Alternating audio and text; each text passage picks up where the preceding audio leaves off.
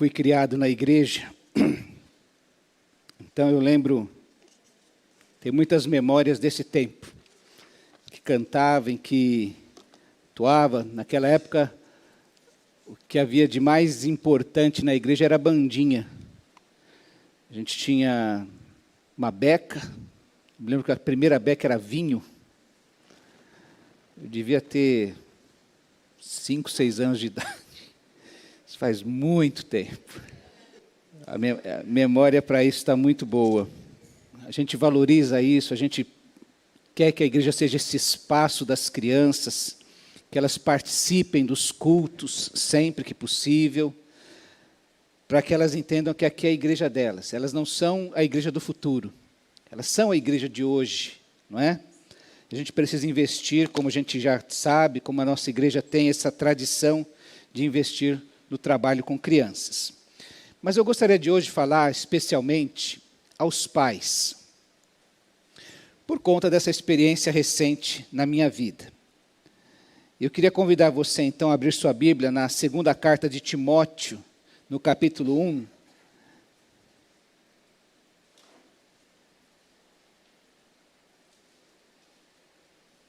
No versículo 12.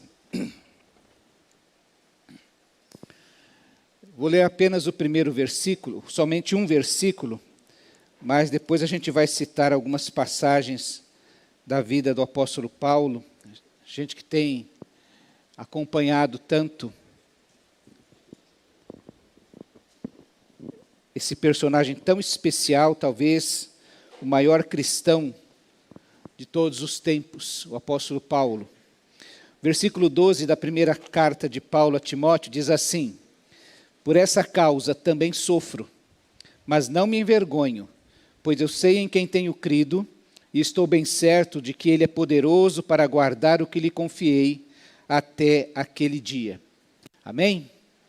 O apóstolo Paulo está escrevendo a Timóteo, e é sempre bom lembrar que essa carta, essa segunda carta a Timóteo, é um dos últimos livros que ele escreve, talvez o último livro que o apóstolo Paulo escreveu. Provavelmente de dentro da prisão, já sabedor de que deveria morrer em breve, e é quase como que um atestado, ou um testamento que ele escreve, falando a respeito da sua vida. E quando a gente começa a pensar nisso, pensa que o apóstolo Paulo está pensando na morte, da sua morte iminente. E ele faz então esse retrospecto na sua vida. Se você pegar a segunda carta aos Coríntios, no capítulo 11, Paulo faz um relato de muitas situações, de muitas circunstâncias que envolveram a sua vida. E ele vai falar, por exemplo, que ele trabalhou muito. Trabalhei mais do que todos, ele diz. Que ele tomou muita pedrada, muito açoite, que ele sofreu perigo em todo lugar e de toda a gente. Ele descreve isso ali, que ele sofreu naufrágio, que ele sofreu perseguição, que ele foi preso, que ele passou fome e sede, suportou frio e nudez, e aguentou o irmão traíra. Ele fala sobre tudo isso na sua segunda carta aos Coríntios, no capítulo 11. Mas é interessante que aqui ele diz que ele sofre, porque ele está escrevendo para Timóteo para incentivá-lo à fidelidade, para ele não abrir mão do seu chamado, para ele continuar firme na pregação do Evangelho. Então, no meio dessa palavra dele, ele diz: por esta causa, a causa do Evangelho eu sofro, mas não me envergonho, porque eu sei em quem tenho crido. E é porque eu sei em quem eu tenho crido, que eu suportei muito trabalho, apedrado, açoite, o perigo de noite, de dia, de toda a gente, os naufrágios, as perseguições, as prisões, a fome, a sede, o frio, a nudez, e até aquelas pessoas que o traíram. Foi por esta causa, porque eu sei em que eu tenho crido, que eu suportei estas coisas. Eu não sei quantas dessas coisas você já passou, para que a sua fé se fortalecesse, para que você continuasse firme. A verdade é que ao final da sua vida, o apóstolo Paulo diz que apesar de todas estas coisas, ele sabe em quem ele tem crido. Eu sei, e isso é mais do que saber a respeito de, diz respeito a um conhecimento experiencial. Eu tenho experimentado isso que eu tenho crido. Não é uma fé que eu falo a respeito de alguma coisa, é uma fé que eu vivencio, que dirige a minha vida, inclusive em todas essas circunstâncias difíceis. E eu quis falar hoje, e a partir dessa experiência do apóstolo Paulo, porque é interessante que parece que o apóstolo Paulo não frequentou aquela igreja que diz assim, olha, faça uma campanha de 7 semanas e todos os seus problemas vão se resolver. Ore a Deus com convicção, com firmeza, determinando e todos os seus problemas vão se resolver. Parece que o apóstolo Paulo não frequentou essa igreja. E a sua fé foi desenvolvida em meio a essa descrição que ele faz, de muito trabalho, de muita perseguição, de muitos problemas, querendo tirá-lo do seu caminho de servir a Jesus, mas ele fala no final, olha, eu aguentei tudo isso pela causa do Evangelho, porque eu sei em quem eu tenho crido. E eu queria conversar com você essa noite por causa, como eu disse, a partir do falecimento de minha mãe. Minha mãe nunca foi de grandes espetáculos de fé. Talvez o que era espetacular na fé de minha mãe era o fato de ser inabalável. Se eu pudesse parar aqui, talvez com a minha irmã, parasse e falar, lembra de muitos milagres que a minha irmã está presente. Vamos lembrar dos milagres que aconteceram na vida da nossa mãe. Talvez a gente tenha que fazer um esforço aqui para lembrar de algo espetacular, extraordinário. Mas a gente pode dar muitas experiências desta fé, como nós falamos semana passada, uma longa obediência no mesmo caminho, na mesma direção. Algo que não mudou o seu ritmo enquanto ela viveu. E aí a pergunta que nos vem sempre é por que eu deveria suportar perseguições? Pastor, por que eu deveria ter o coração abrasado pela obra de Deus, estar motivado a servir ao Senhor nesta igreja ou em qualquer outra igreja? Por que eu deveria continuar a ser cristão diante dos sofrimentos que a vida nos traz? Os irmãos, eu sentei essa semana com uma pessoa da Receita Federal. Eu fiz uma impugnação, fiquei na malha fina há 10 anos atrás.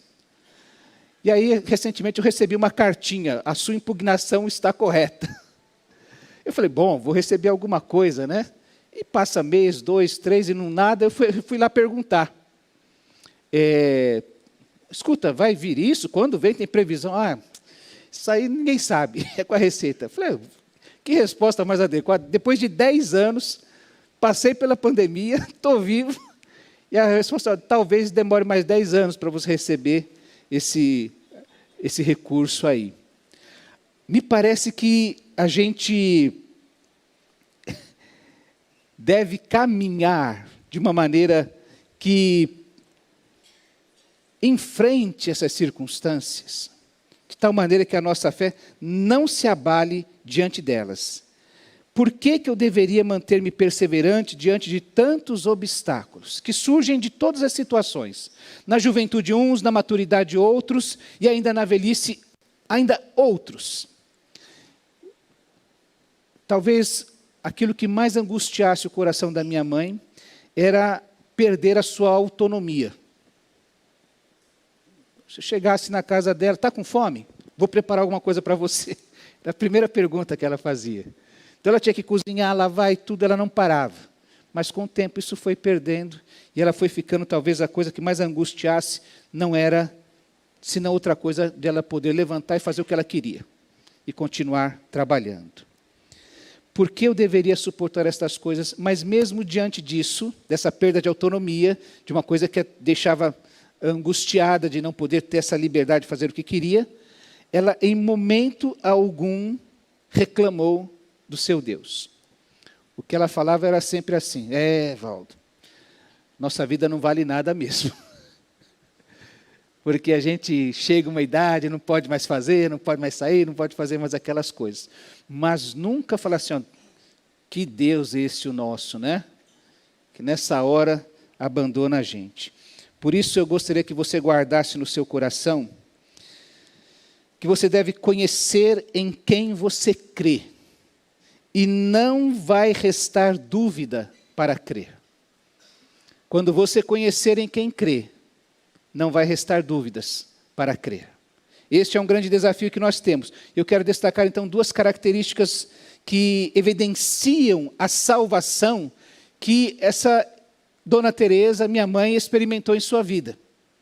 E que me faz vir falar aqui, porque você que é pai, você que é mãe, pode fazer isso. Para quando seu filho, você partir desse mundo, seu filho estiver com a minha idade, ele lembrar de você e lembrar da mensagem que você deixou no seu coração. A coisa mais importante que você pode deixar na vida do seu filho. Assim como semana passada nós dissemos para os solteiros, que o primeiro requisito, o primeiro quesito que você deve ter assim na sua listinha diante de Deus, Senhor, manda para mim um homem, como é que é, solteiros? Como é que deve ser o seu namorado, seu namorado? Pode falar aí. Não é o moreno alto, bonito, sensual, não. Tem que ser parecido com Jesus, não é? Peça a Deus um homem parecido com Jesus, peça a Deus uma mulher parecida com Jesus. E para você que é pai, o que eu posso deixar para o meu filho? Uma conta gorda, cheia de dinheiro, muitos bens, muitas casas de herança? Não. Deixe um legado no coração do seu filho, para quando ele chegar nessa idade, ele poder lembrar de você, não pelo que você deixou na conta do banco, mas pelo que você deixou no seu coração. Aprenda sobre quem você crê, e você não vai ter dúvidas para crer. Primeira característica é uma experiência de salvação. Isso parece óbvio quando eu falo daqui, desse lugar. Mas tudo começa há 60 anos atrás, mais ou menos. Minha mãe já frequentava a igreja há algum tempo, ela sempre se preocupou com o cuidado dos filhos. Eles precisam aprender, eles precisam ir para uma igreja que tenha bandinha, que tenha atividades. Então ela desde cedo fez isso. E ela frequentava a igreja já há uns 2 anos, ou 3 anos talvez, não sabemos direito. Mas o fato é que ela ouvia as mensagens, participava das programações da igreja, até que eu nasci. E nesse período, a minha mãe teve um sonho. Ela sonhou com o fim do mundo. Ninguém tem que repetir essa experiência. Deixo bem claro aqui. Isso foi a experiência dela. Ela me conta que uma noite ela acordou angustiada, assustada, porque ela sonhou com o fim do mundo. E eu queria contar os detalhes do fim do mundo para os irmãos. Mas não vou fazer isso, porque ela não me contou. Tá? Não me contou. Ela falou que viu o fim do mundo e acordou assustada, mas que a partir daquele sonho que ela teve, ela tomou uma decisão de seguir a Jesus. Foi quando ela tomou a decisão de se filiar à igreja, se batizar. E essa experiência que ela teve, desse jeito, essa história que ela tem, acabou definitivamente com toda a indecisão no seu coração. Não sei se eu batizo, conhece gente assim? Eu estou na igreja, mas não sei se eu batizo, se eu não batizo, eu tenho isso para resolver, tenho aquilo para resolver. A minha mãe tinha um marido que não frequentava a igreja, ela precisava deixar a mesa pronta, ela tinha 2 crianças pequenas para carregar para uma igreja que era no alto do morro. Mas naquele instante, quando ela teve esse encontro com Cristo, dessa maneira, toda a sua indecisão foi retirada. Ela passou a ser uma serva de Deus, era assim que ela se identificava depois. E foi integrar-se na vida da igreja. Dona Teresa passou por aquilo que Jesus chama de novo nascimento. Uma nova estrutura da sua vida, da sua maneira de pensar. Ela enxergava o mundo agora de uma maneira diferente. Ela enxergava Jesus agora de uma maneira diferente. Ela foi criada sabendo quem é Jesus, quem é Deus Pai, Filho e Espírito Santo, igreja, mas a partir deste encontro com Jesus, naquela madrugada, houve uma transformação completa na sua vida. Ela agora tem uma nova maneira, uma nova existência, uma nova maneira de existir. Jesus chama isso de novo nascimento, aquele que nós conhecemos como regeneração. Surgiu uma nova Teresa Nunes Rosa, que nunca mais teve dúvidas com relação à salvação. Então a primeira questão é essa. Talvez você tenha um monte de dúvidas no seu coração, porque você ainda não teve um encontro verdadeiro com Jesus Cristo. que transforme a sua existência. Que diga assim, olha, eu era um antes de Jesus e agora eu fui outro a partir de Jesus. Isso é um desafio que eu quero fazer para você. Sabe que os puritanos, há 300 anos atrás, eles pregavam o evangelho e falavam assim, agora você que está em dúvida, não tem certeza, fique no seu lugar orando e pedindo a Deus para lhe dar arrependimento, para lhe proporcionar arrependimento, o dom do arrependimento. E as pessoas precisavam ficar na igreja orando, pedindo, Senhor, mostra para mim, esclarece a minha mente, abre o meu coração para entender o teu evangelho. E esse é um desafio que eu quero fazer para você, para que você nunca mais tenha dúvidas, para que a sua vida tome um novo rumo, você precisa ter uma experiência com Jesus. Lembra que o apóstolo Paulo perseguia os crentes, e quando Jesus falou com ele, falou, por que você me persegue? Do que você está atrás, sou eu. As coisas que você procura para esta vida, para a sua eternidade, estão em Jesus. E eu quero convidar você a fazer isso, a entrar na presença de Deus e falar, Senhor, se o Senhor é esse Deus aí que se manifesta, como se manifestou no sonho da Dona Teresa lá 60 anos atrás, fala comigo. Quando você ouve o testemunho de um missionário, uma pessoa que foi arrebatada do mundo, submundo do pecado, e fala assim, olha, foi o nome de Jesus, aquele nome que nós cantamos, como é bom falar do nome de Jesus, aquele Jesus que resgatou a gente fala assim, meu Deus, eu preciso ter isso na minha vida. Eu não posso viver de maneira medíocre, eu não posso viver sem essa experiência, sem essa emoção, sem ser arrebatado, sem ter o coração abrasado por Jesus. Peça isso a Jesus. Desafie Jesus, faça a prova de Jesus. Ele vai se manifestar a você. Sabe que há 60 anos ele resolveu acordar uma senhora para falar com ela e chamá-la para a salvação. Então, em primeiro lugar, tem que ter uma experiência com Jesus. Uma segunda evidência da salvação é a integração na salvação. Uma experiência de salvação, mas uma integração na salvação. A busca pelo caráter de Jesus, ou de se parecer com Jesus. E aqui eu quero lembrar de uma irmã muito querida, que falava na classe dos jovens a respeito do crente boi. Todo mundo fazia essa cara assim, o que é um crente boi? Não é o crente que faz mu, mas é o crente que tem a Bíblia, a oração e a igreja como os pilares da sua espiritualidade. Ela inclusive usava uma expressão muito interessante que eu já usei aqui para os irmãos, ela falava sempre para os jovens assim, olha, para onde você está indo, para onde você estiver indo, você não cruzar com o diabo vindo no sentido contrário, é porque você está indo na direção dele. Já pensaram nisso? E daí ela falava do crente boi. O crente boi é aquele crente que tem Bíblia. Recentemente, eu passo ali na janela do quarto onde minha mãe dormia, e eu vejo ali a cama dela ainda bem arrumadinha, com as almofadas, e a Bíblia dela sobre as almofadas. Uma Bíblia que ela marcava toda. Já teve um período que ela pintava alguns versículos, que ela lia. Não era uma Bíblia empoeirada, era uma Bíblia gorda, de tanto papelzinho que ela colocava, fazia anotação e ia pondo lá dentro. Anotava o versículo e punha lá dentro. Então, parecia uma pasta de arquivo, de tão gordinha que era a Bíblia dela. E muitos textos, ou pintados, ou ela fazia aquela chave, porque ela queria entender melhor, de vez em quando ela vinha perguntar. Ela lia a sua Bíblia diariamente. Ela nunca deixou de ter a Bíblia como seu livro de sabedoria, de como agir. Então, pai, eu me lembro, eu tenho essa Bíblia até hoje, 1977, está anotado lá. Ela me deu de presente, uma Bíblia com cantor cristão, tudo junto. Né? Presentear seu filho com uma Bíblia é melhor que dar um carro zero quando ele entrar na faculdade. Tá? É um presente mais precioso do que isso.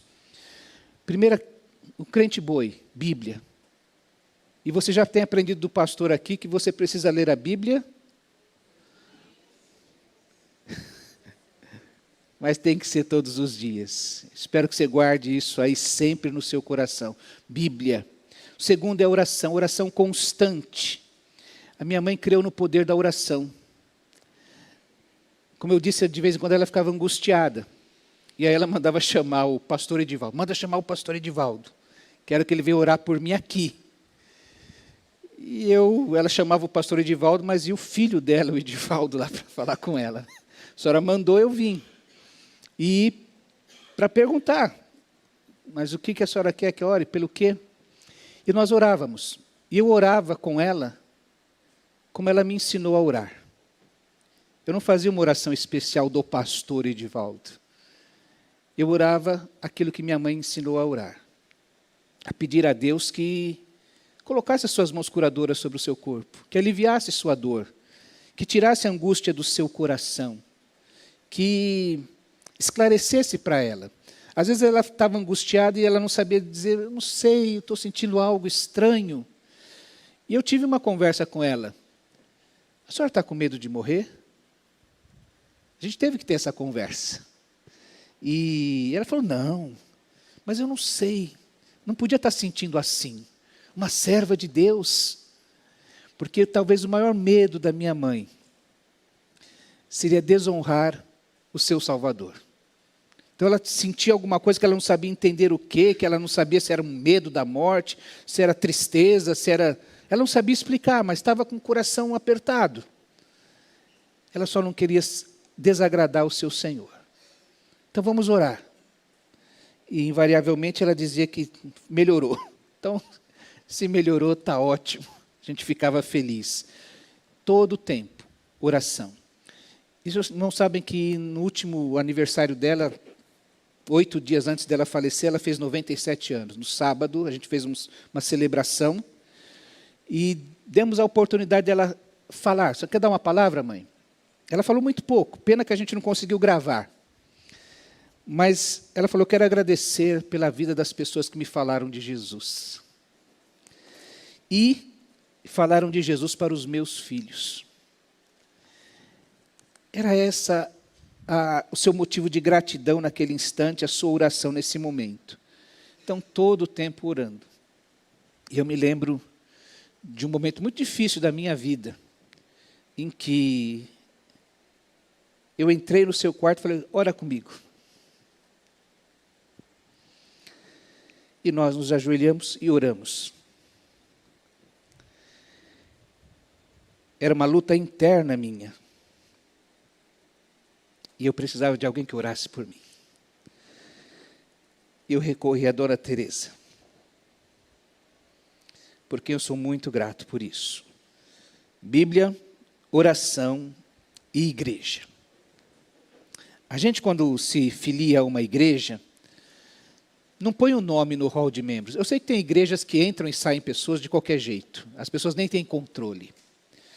A Igreja Batista sempre teve o seu hall de membros e sempre foi um zelo dos irmãos mantê-lo em ordem.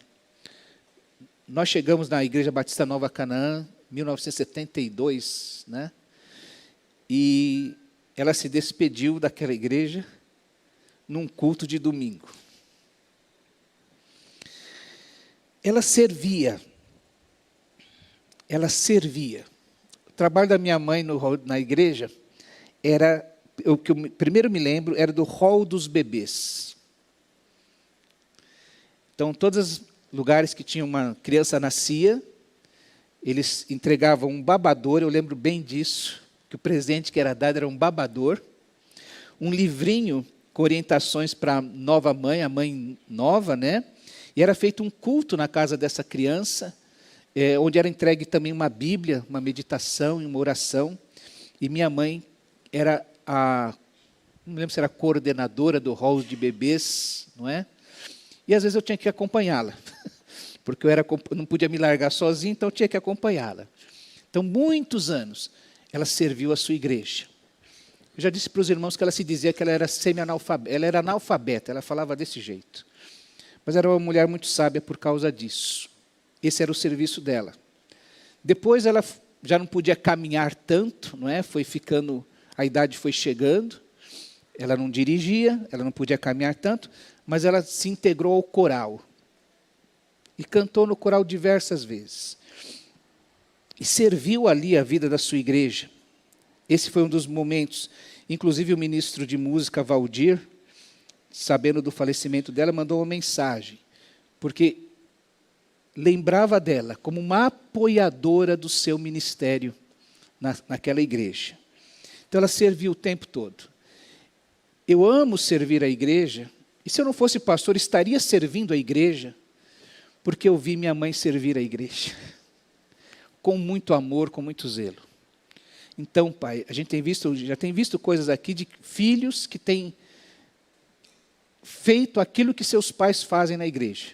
O que eles veem os pais fazerem, eles querem repetir. Então, pense nisso.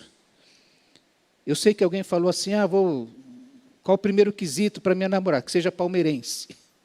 Não é?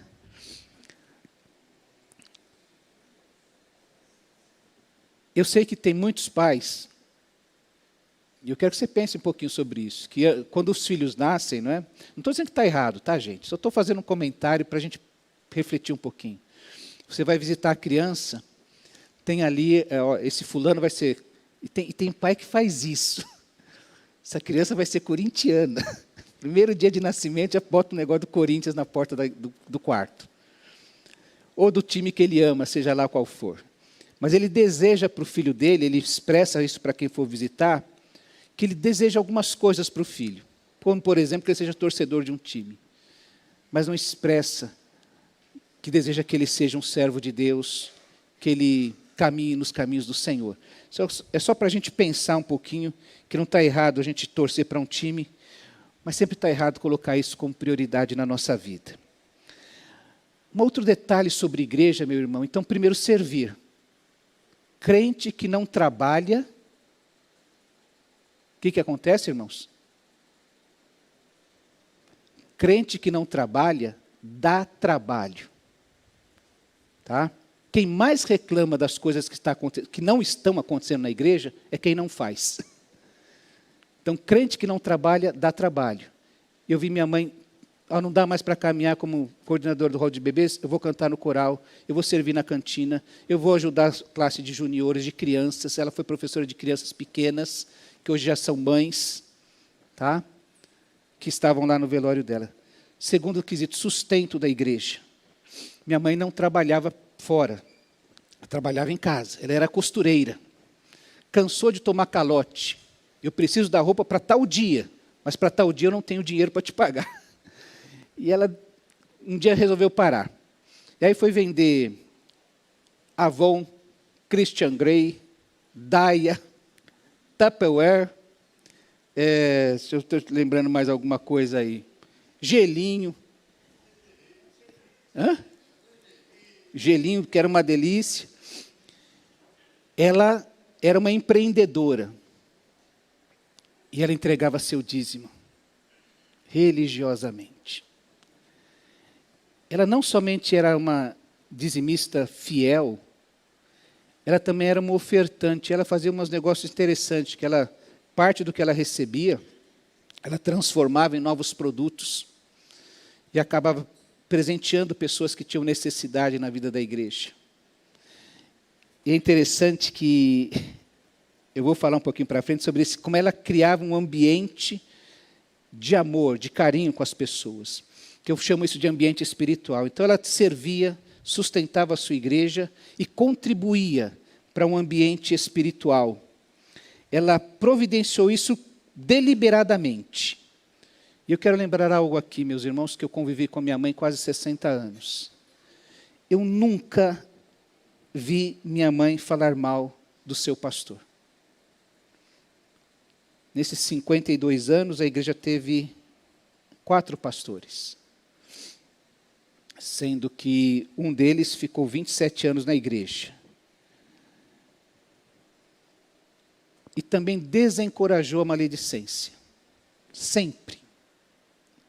Se começasse a falar mal na presença dela, era quando ela perdia a compostura, ficava brava. Ela cuidou da sua língua tanto quanto pôde. E muita coisa que nossos filhos levam E eu sei que tem filho, estou traumatizado porque não ganhei um ursinho de pelúcia quando era criança, não sei o quê. Mas isso aí a gente trata, dá um ursão desse tamanho para ele para ver se cura. Mas coisas que nós falamos a respeito dos outros é que vão ficar na mente dos nossos filhos. Então, quando ela pensava na sua igreja, ela não fofoca para ela saía, ela chegava, e era quando ela estava nervosa, é quando alguém tentou falar alguma coisa que ela não concordava ou que não ia contribuir. Ela aprendeu a amar as pessoas, especialmente as crianças, sendo carinhosa. Hoje de manhã até nós brincamos aqui, eu falei, olha, precisamos chamar lá o pessoal que está nas classes. Eu fiquei procurando alguém para pedir para chamar, porque todo mundo sabia chamar, mas era como vai chamar que era importante. Pessoas carinhosas, pacíficas. E ela tinha um ministério junto às crianças. Ela teve 2 filhos, mas levava 12 pessoas, 12 crianças para a igreja. Sempre era a gente fala, uma renca de criança caminhando com ela, porque esse era o ministério dela. Ela tinha um serviço. E esse ministério de levar crianças à igreja não tinha nada a ver com cargo. Ela não era coordenadora das crianças da escola bíblica dominical, não, ela pegava os vizinhos e levava para a igreja. Tá? Ela amava essas crianças. Ela cuidava dessas crianças. Ela não podia resolver todos os problemas, mas ela fazia uma coisa, eu vou levar vocês para a igreja. Eu vou expor vocês ao evangelho. Eu vou apresentar Jesus para vocês, eu vou facilitar esse caminho para vocês. Ela tinha grandes amigas, eu lembrei de 4 delas aqui, a irmã Valdelice, ela era contadora das histórias de criança, talvez a primeira professora que eu lembro, contando histórias no flanelógrafo, a irmã Orlando, as duas riam muito, que a irmã Orlando era um Edmilson da nossa igreja aqui, onde ele estava dando risada. Isso é um elogio, viu, irmãos? Edmilson, receba como elogio, né? A irmã Maria Garrote, que no dia do velório dela, uma das filhas veio me abraçar e falou, agora as 2 estão juntas. Minha mãe já está lá, elas foram se encontrar. E ultimamente a irmã Maria, que já esteve aqui conosco, inclusive, né? Nos visitando, que era, como disse, a amiga íntima da minha mãe nesse tempo. Ela manteve essas amizades, ela tratou outros com carinho. Eu lembro da Thalita vindo me abraçar e falar, eu lembro da tua mãe, quando ela dava presentinho para minha mãe, para mim e para minha irmã. Como eu falei, ela pegava parte do que ela recebia, transformava em produtos. E aí, por exemplo, essas meninas, elas chegavam e entregavam brilhinho de lábios, né? Que tinha na Avon, essas coisas todas. Ela comprava isso e falava, presente para você. Ela criava um ambiente de carinho na vida da igreja. Essa moça já é uma professora hoje, adulta, eu lembrava de um carinho que recebi da sua mãe na vida da igreja. Não precisava de cargo para isso. Não precisava de verba no orçamento para isso. Ela fazia isso porque amava essas crianças. Kaique e Cauã são 2 gêmeos que chamam de vó. Chamavam... A Aline sempre torce o nariz, porque a avó é minha. Mas ela tinha um monte de netos na vida da igreja, porque ela amava essas pessoas. E vi um amigo de infância daquele tempo ainda, o Elinho, que era filho do pastor da igreja, que hoje mora em Orlando, mandou um áudio, né? Olha, eu vi aqui a notícia, me entristeci muito. E a lembrança que ele diz, eu me lembro como ela era querida e gostava da gente. Ela era querida, mas gostava das pessoas. Então, uma experiência com Cristo é essencial. Eu não faço milagres. Mas se você se aproximar de Jesus, você vai ter o maior milagre que pode acontecer na sua vida. Ser um crente boi a partir daí. Bíblia, oração e igreja. Amar a sua igreja, amar este povo que se reúne com você para servir ao Senhor, para sustentar a obra, para criar um ambiente espiritual neste local, para que seja um ambiente da graça de Deus. E eu quero terminar fazendo 3 afirmações. Eu disse que se você conhecer em quem você crê, você não vai ter dúvidas para crer. Se você conhecer a Jesus, se você se aproximar de Jesus, você não vai ter dúvidas para crer. Mas eu posso afirmar que a minha mãe não morreu, porque ela vive nas nossas memórias. Todos os dias, quando eu passo perto do quarto dela, quando eu avisto alguma coisa, ou quando eu lembro daquela frase famosa, não é? Valdo, não dê ousadia ao diabo.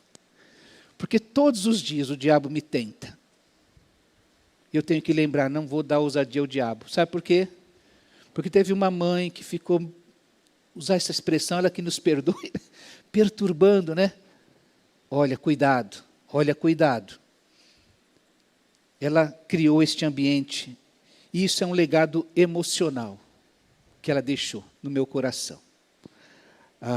As suas memórias, as suas boas memórias, as surras que eu tomei, as broncas que eu tomei, mas também a companhia na oração, na orientação, e saber que podia contar com ela para o que desse e viesse.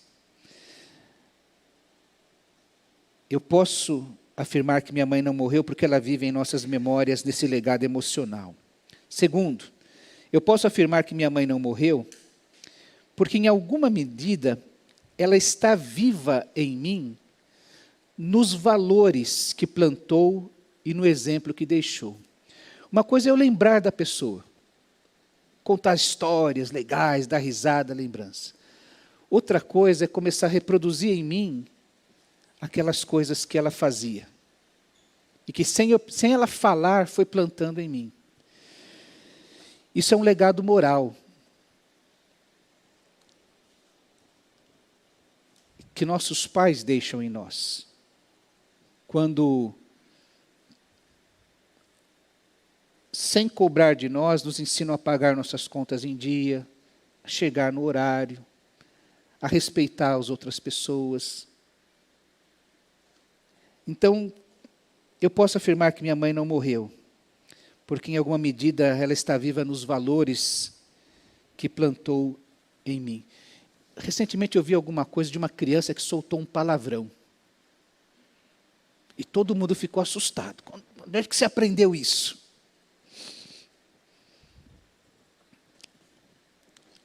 E aí a ideia é assim, né? Ou eles aprenderam com seus pais, ouvindo o ambiente da casa, ou ouvindo o ambiente familiar, que não é repreendido em casa. Lembra da história da irmã Fernanda contando para nós? Os filhos chegam da escola, e aí como é que foi o dia? O coleguinha brigou com o outro. Mas o que a Bíblia ensina? Não sei quem falou palavrão, mas o que a Bíblia ensina? E aí ela fazia uma correção de tudo que havia acontecido. Então nós precisamos fazer isso com os nossos filhos.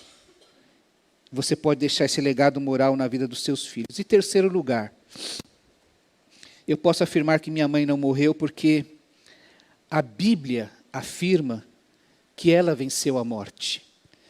Do mesmo jeito que o seu Salvador Jesus venceu. Isso é um legado de fé. E agora eu quero terminar, encerrar realmente, porque, como eu disse para os irmãos, há 60 anos, nosso Deus se manifestou a minha mãe num sonho, a despertou de madrugada, dando um ultimato para ela, vamos dizer assim, dizendo assim, olha,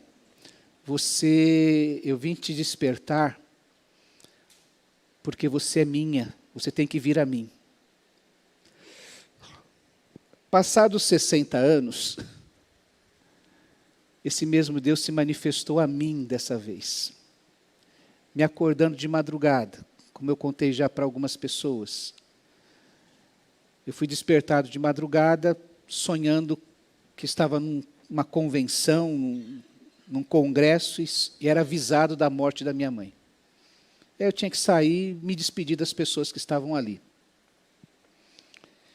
E foi tão real para mim isso, tão intenso, que eu acordei, eu despertei no meio desse pesadelo.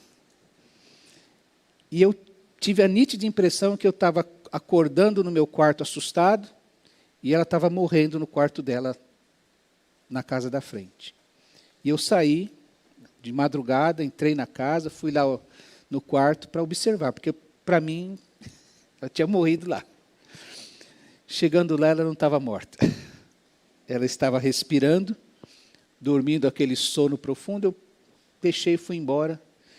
Guardei isso para mim, porque, como já compartilhei com os irmãos, eu saí dali com a nítida impressão, ou com a convicção, de que em breve minha mãe partiria deste mundo.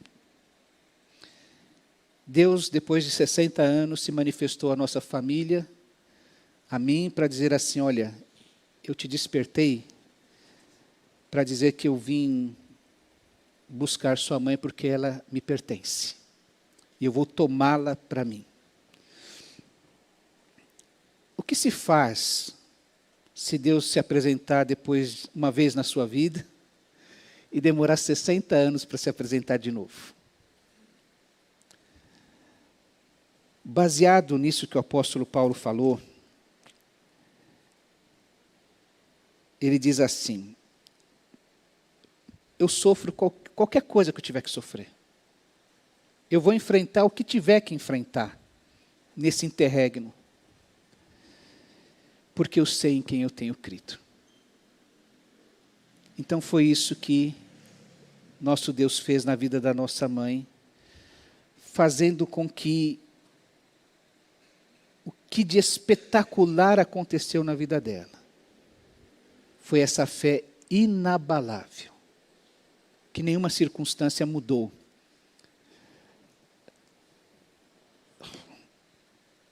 E Deus foi muito carinhoso conosco. E se eu pudesse passar a noite contando todos os detalhes que a gente vê a mão de Deus, eu passaria a noite toda falando aqui. Um deles foi ela ter partido enquanto dormia. Foi um carinho que Deus manifestou a nós. A gente não viu minha mãe sofrer. Não é? E quem já viu seu ente querido sofrer sabe do que nós fomos poupados. Amor de Deus, de um Deus vivo. Saí tranquilo, porque pensando naquilo que nós vamos falar na quarta-feira, né? Que minha mãe adentrou os céus. Ela está vivendo agora aquilo que Jesus disse. Eu não vou deixar vocês órfãos. Eu vou preparar lugar para vocês. Se não fosse desse jeito, eu teria dito a vocês. E eu vou preparar lugar para vocês, para que onde eu estiver, vocês também estejam. Desde o dia que minha mãe aceitou Jesus, começou o céu para ela. E agora ela está no céu. Amém? Eu não sei como é que está o seu coração. Se você tem dúvidas, fazer aquele apelo que aconteceu quando eu era criança. Não vai sair daqui e indo para casa, vai que acontece de você ser atropelado e não ter tomado uma decisão ao lado de Cristo Jesus. Que perigo isso, porque o tempo de tomar uma decisão ao lado de Cristo é agora, é hoje. Minha mãe teve o privilégio de viver 97 anos e uma semana. É tempo para chuchu, né? Mas a gente sabe de muitas pessoas que partem muito antes. Então ninguém sabe. A gente achava que ele ia fazer 100 anos. Não é? Deus tem um tempo para todo mundo, e eu queria pedir a você que pensasse seriamente sobre a sua vida, sobre tomar uma decisão ao lado de Cristo, para que quando esse momento chegar para você, e ele é inevitável, ninguém vai escapar, você possa ter a paz no coração, a tranquilidade de que você já venceu a morte e de que você estará na presença do Senhor, como diz o salmista, por longos dias, envolvido com a bondade e a misericórdia do Senhor. Amém?